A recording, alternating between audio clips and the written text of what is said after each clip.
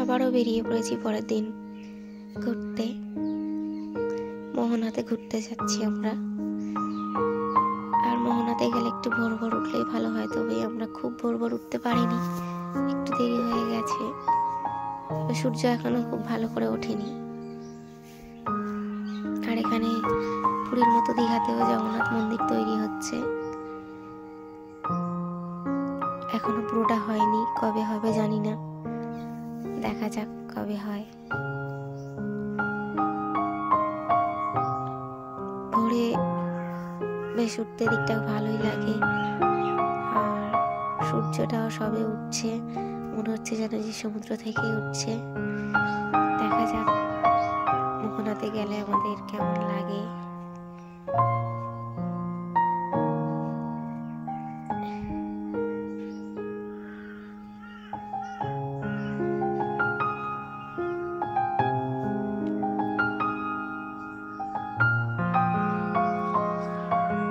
সমুদ্রের জল ভোরে বেশ অনেকটা নিচে নেমে গেছে,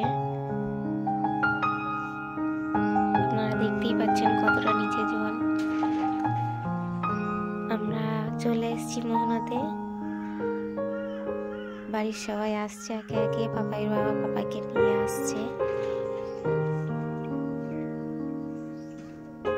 পাপাই তো খুব খুশি, হালকা ঠান্ডাও ছিল, ওই জন্য পাপাইকে গায়ে দিয়ে দেবো বলে টাওয়ালটা নিয়ে এসেছি, কিন্তু ও তো গায়ে দেবে না, বলছে ভিডিও লাইক করে দাও।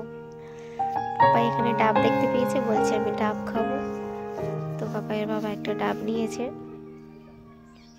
ওকে ডাবটা খাওয়াচ্ছি, ও তো আধারের জামুতে ফেলে দিয়েছে।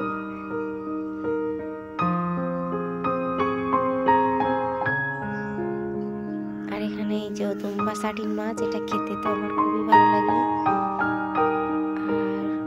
প্রচুর মাছ, চিংড়ি মাছ, পমফ্লেট, ভেটকি, ইলিশ সবই আছে।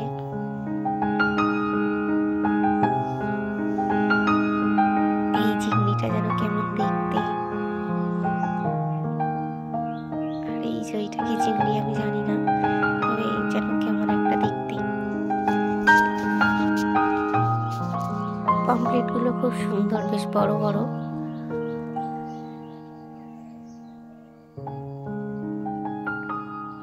প্রচুর মাছ, প্রচুর। আর এদিকে আছে শুটকি মাছ।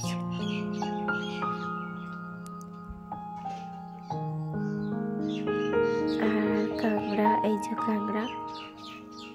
কাঁকড়াগুলো একটু ছোট ছোট। আর এই যে আছে এখানে প্রচুর শুটকি মাছ। আর এগুলো কি জেলিফিশ নাকি কি আমি জানি না, অক্টোপাসের মতো দেখতে, আমার তো দেখে খুবই ভয় লাগছিল। আর ঘোরা আমাদের হয়ে গেছে। পাপাইয়ের বাবা বললো আমি পরোটা খাবো না, আমি মুড়ি ঘুগনি খাবো, তাই উনি মুড়ি ঘুগনি খাচ্ছে আর ডিম ভাজা। আর আমি এখানে পরোটা নিয়ে নিয়েছি, পরোটার সঙ্গে একটু চাটনিও দিয়েছিল আর ঘুগনি দিয়েছিল, খুব সুন্দর লাগছিল খেতে চাটনিটা।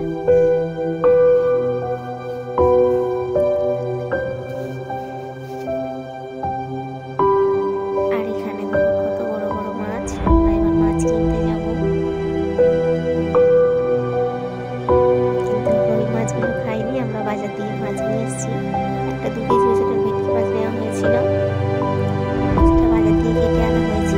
মাছের পেটে একটু ডিম ছিল, ছোট ছোট করে কেটে নিচ্ছি যাতে সবাই আমরা একটু একটু করে খেতে পারি।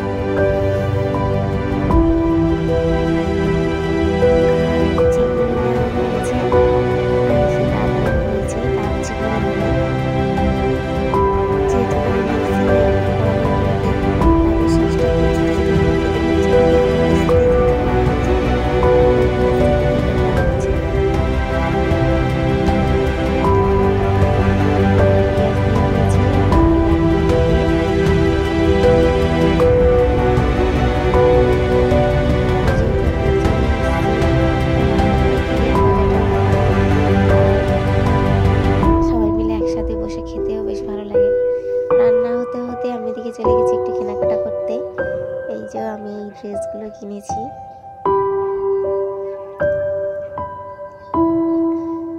হয়েছে আপনারা বলবেন। আর এই সানগ্লাসটা কিনেছি পাপাইয়ের জন্য একটা নিয়েছি। পাপাই তো খুব খুশি, ও যাচ্ছে দাদাদেরকে দেখাতে।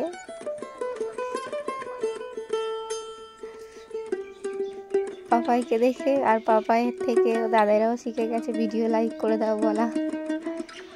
পাপাই তো সবসময় বলে, ওই জন্য দাদারাও ওকে বলছে ভিডিও লাইক করে দাও। পাপাই বলছে ভিডিও লাইক করে দাও। এখানে রান্না শেষ, আমাদের দুপুরে খাওয়া দাওয়া চলছে। তারপর আমরা খাওয়া দাওয়া করে তাড়াতাড়ি বেরিয়ে পড়েছি ঢেউ সমুদ্র বেড়াতে যাব বলে। এখানে আমরা টোটোতে উঠে গেছি।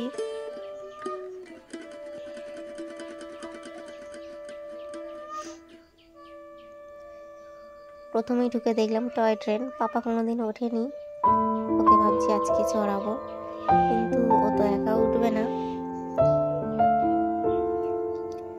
তো পাপাইয়ের বাবা পাপাইকে জিজ্ঞেস করলো, তো উঠতেই চায়নি, তাই ওকে আর তোলা হয়নি। ঢুকেই দেখলাম এখানে বেশ বড় বড় জিরাফ, যদিও সত্যিকারের না, তাও বেশ ভালোই লাগছিল। আর প্রচুর লাইটিং, পাপাই তো খুব মজা করছে।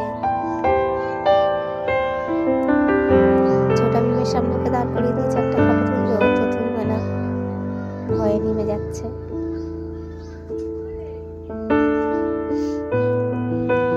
পাপাইয়ের খুব ভয়, এই যে পিছনে সাইকেলটা দুলছে ওটার জন্য ভয় পাচ্ছে। ছোট দাদা বলছে একটা ছোট ফটো তুলবো, পিছন দিকেই তাকাচ্ছে। এখানে একটা জায়গায় গান চলছিল, খুব নাচছে, মজা হচ্ছে।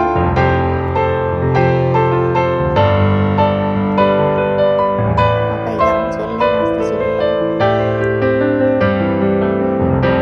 পাপাই বাবা কোলে নিতে পারছে না, তাই ওকে কাঁধে নিয়ে নিয়েছে আর কাঁধেই নাচতে নাচতে যাচ্ছে। তবে এই পার্কটা খুবই সুন্দর। ঢুকেছি, এখানে দেখবো কি কি আছে। প্রথমে এখানে ঢুকেই দেখলাম একটা খাঁচাতে আছে কয়েকটা খরগোশ।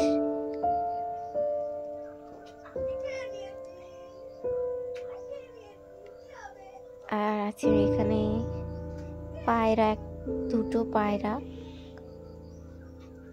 আর পাশে আছে একটা শালিক পাখি ছিল। আর এখানে একটা জাহাজ, ময়ূর জাহাজ করা ছিল, ওখানে পাপাইকে একটা ফটো তুলে নিয়েছি। আর এই যে চামগুলতি দোলনা, চামচিকির মতো দুলছে।